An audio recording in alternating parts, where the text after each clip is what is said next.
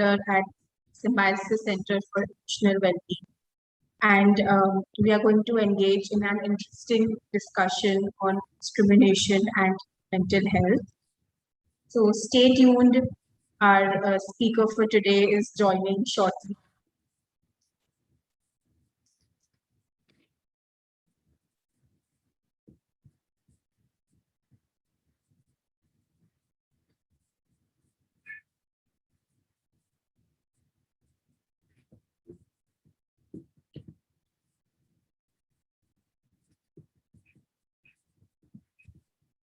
Hi, Mansa. Thank you for joining. Hi. Thank you for having me. All right. So our discussion today is a part of a series of events for World Mental Health Day, which is on the 10th of October, that is tomorrow. The theme for this year is mental health in an unequal world, for which we have our speaker, Mansa, to throw some light on mental health hurdles faced by international students.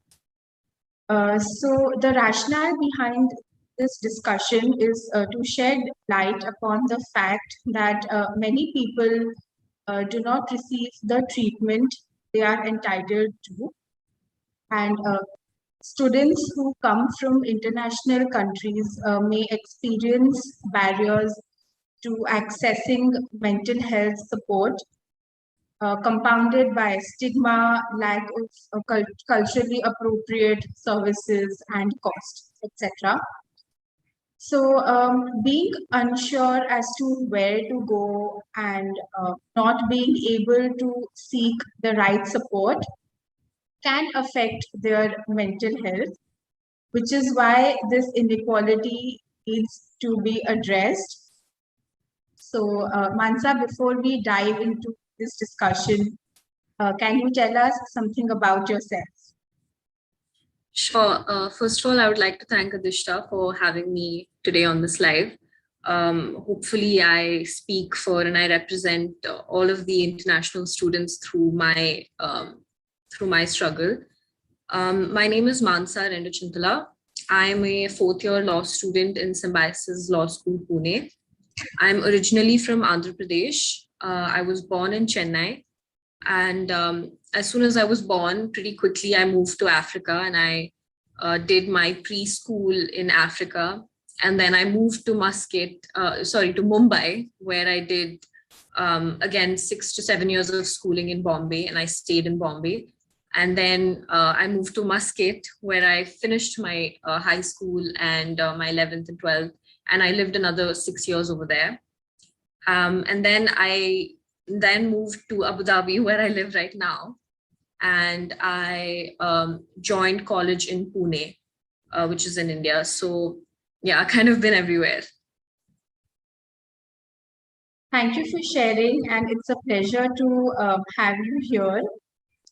So this brings me to the first question, which is this year the theme for World Mental Health Day is mental health in an unequal world.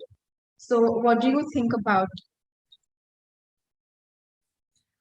I think many people have this perception of international students as being quite privileged and quite well off and have a better situation than most other students. And I don't deny that. In some aspects, I don't deny the privilege that I have, which is great. But it also comes with its own set of limitations that unfortunately aren't talked about enough.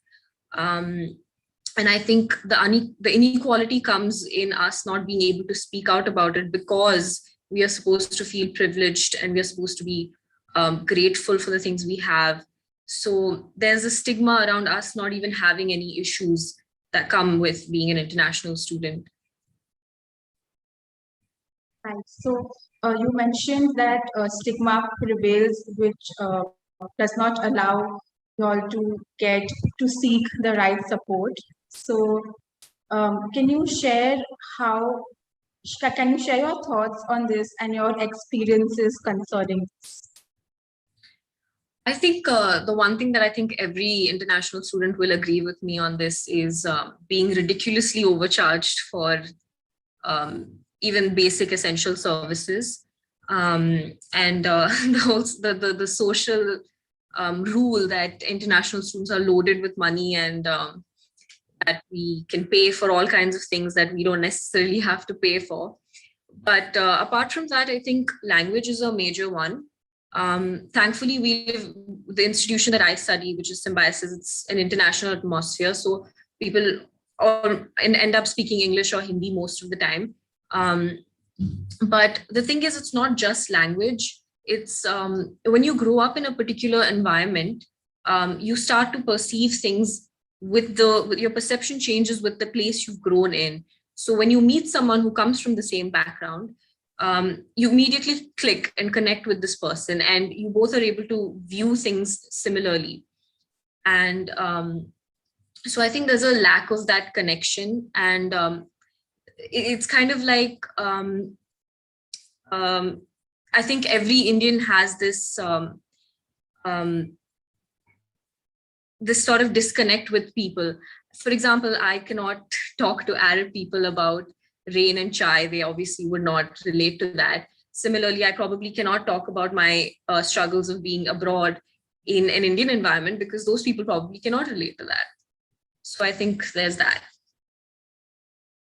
So you mentioned that you faced challenges in terms of language and not being able to build connection with people.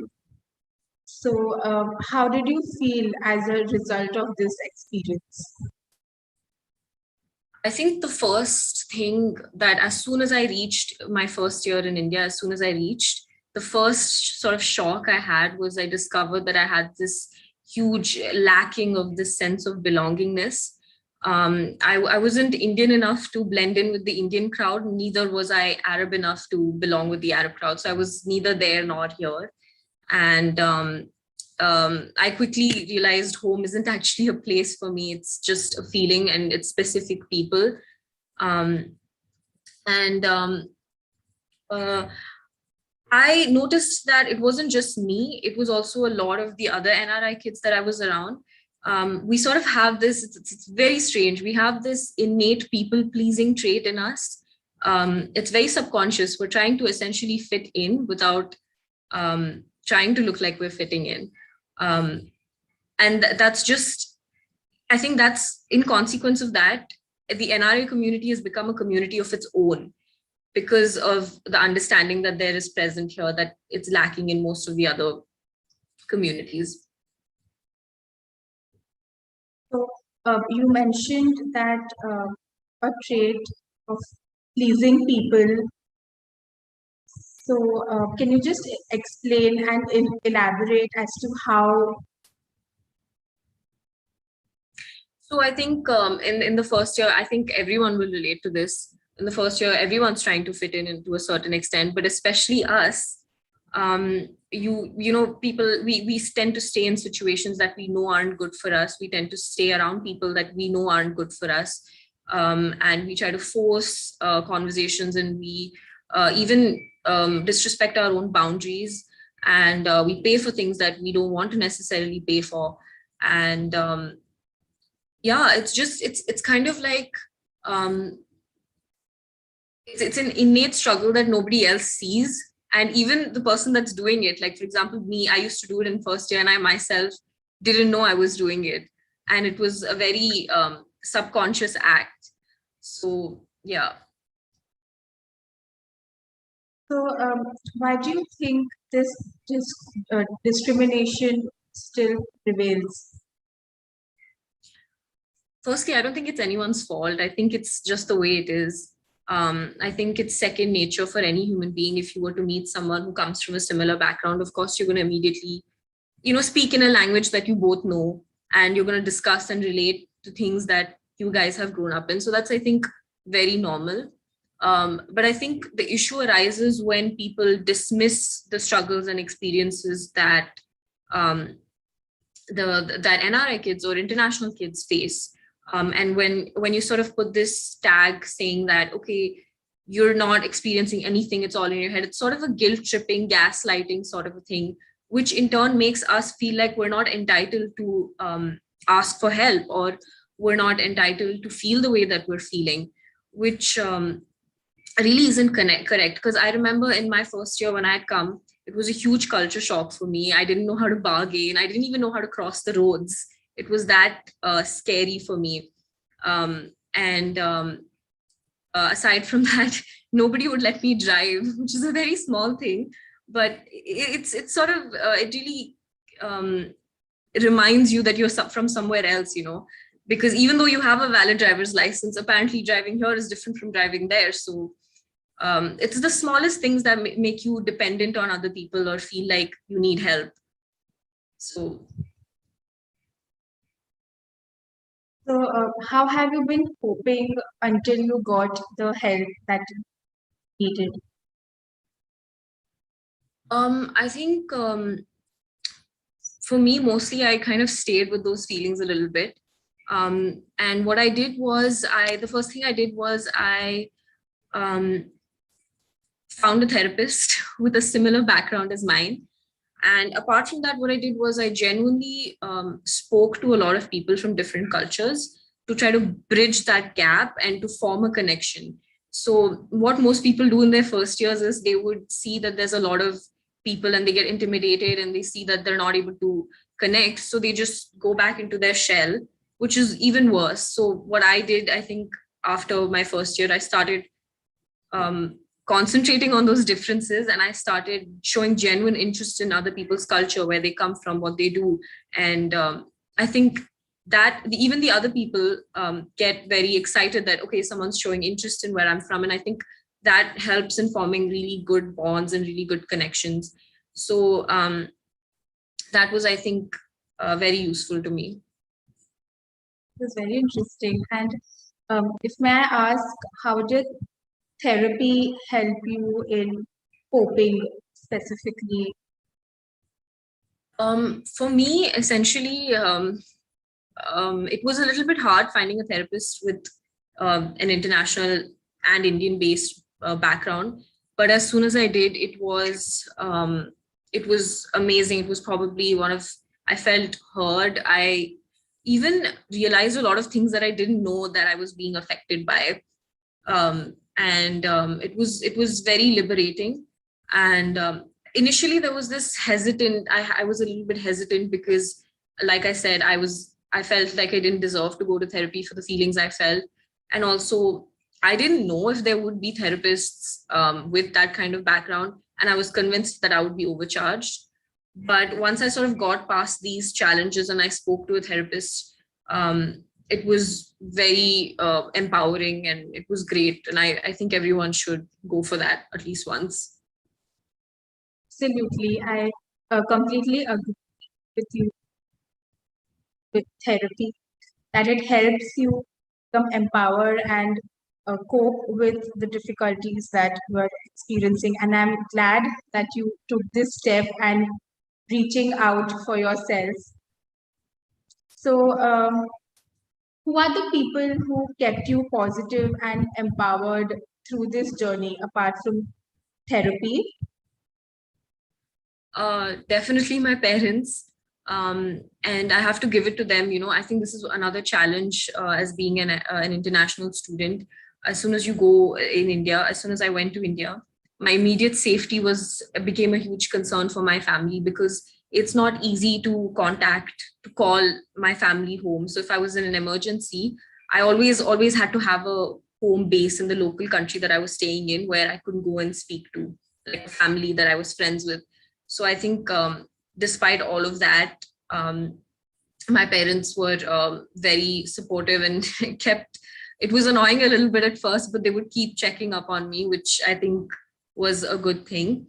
And I think my fellow NRI and international students, I think they were probably the only ones to this date. I think they're probably one of the only closest people I have in my college, because like I said, when you come from that background, you just understand people. So I think that was really helpful. That's great. I'm glad that you had an anchor to hold on to. So now we spoke about therapy and mental health.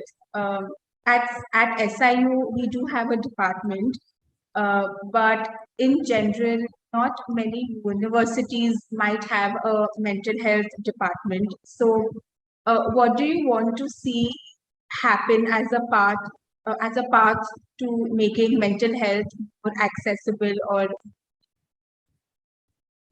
in general, I if think, yeah, I think from my experience from being in the university, I didn't even know that there was this thing until someone had put it on my class group. So I think the biggest way to reach the students in this college would be through the bulk mail and through WhatsApp groups in the respective CRs.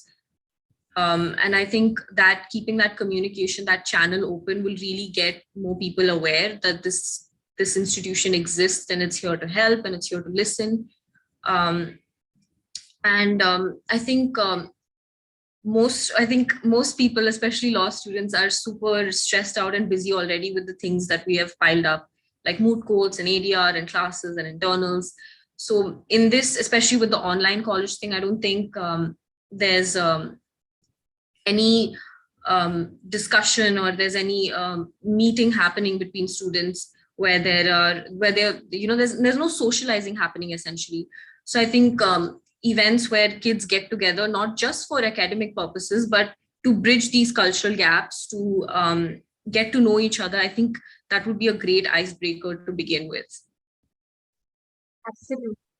So I was just going through the comments, and one of them has also mentioned that they wasn't aware that SCEW, there is a SCEW department in SIU. Yeah. So I'm just taking a moment to tell all the viewers that if you are from SIU, we do have a mental health department in Symbiosis Center for Emotional Wellbeing. And if you all need any mental health support, you all can reach out to us and we will get back to you. Okay, so coming back to the topic, what would you like to share with the viewers as a takeaway? I think for the international students, I would say, especially for the first years, definitely, I can only imagine how isolating it must be for you right now. So definitely reach out to a therapist at SCEW because uh, they're very understanding and there's a large cultural background, people coming from a lot of places. So there'll definitely be someone you can work with.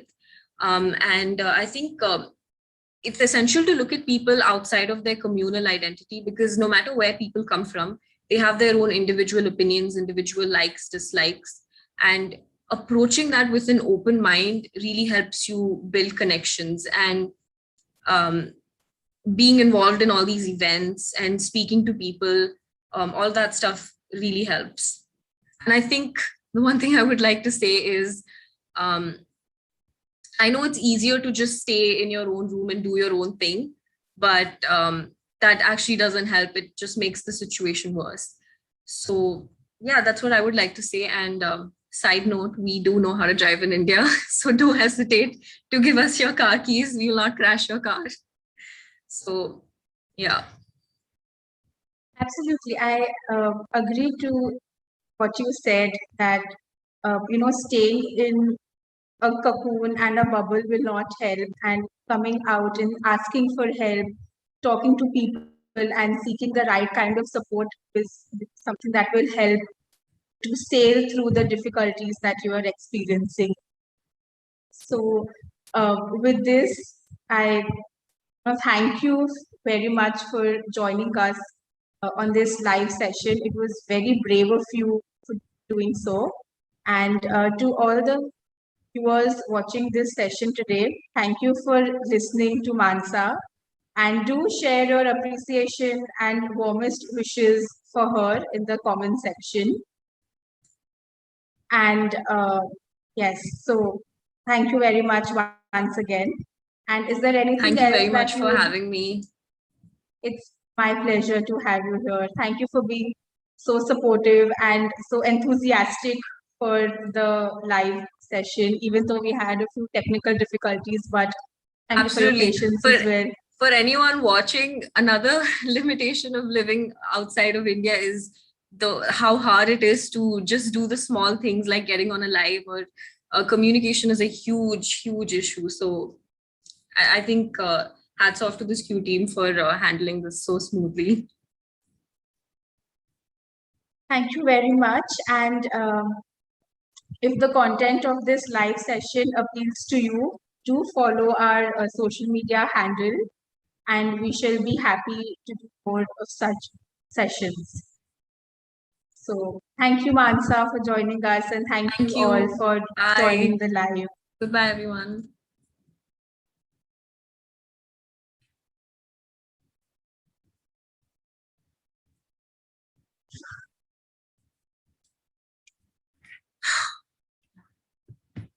Thank you all for joining. I'll be ending the live now. Oh my God, I forgot the Zoom call was still there. I was like, ooh, nervous. I can't hear you.